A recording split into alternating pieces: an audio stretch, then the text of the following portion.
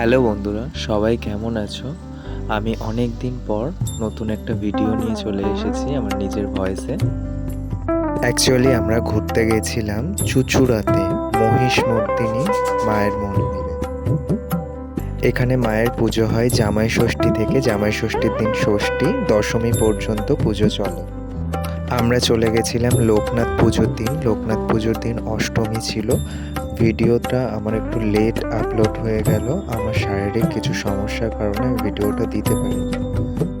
মন্দিরটা খুবই সুন্দর, তোমরা গিয়ে একবার ঘুরে আসতে পারো। চুঁচুড়া স্টেশন থেকে নেমে টোটো বা অটো ধরে যেতে হবে মহিষমর্দিনী তলা।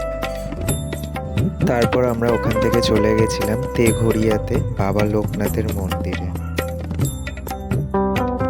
যেহেতু লোকনাথ পুজো ছিল, মন্দিরটাকে খুব সুন্দরভাবে সাজানো হয়েছিল।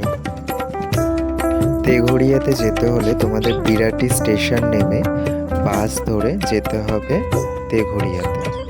ওখানে বাবা লোকনাথের মন্দির আছে, তোমরা ভিডিওতে দেখতে পাচ্ছ।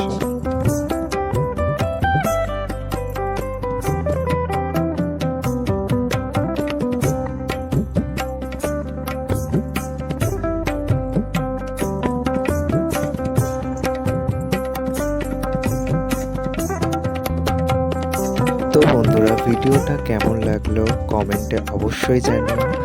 আর আমার চ্যানেলটাকে একটু সাবস্ক্রাইব করে দিও, লাইক করো, শেয়ার করো। তো এটুকু, টাটা।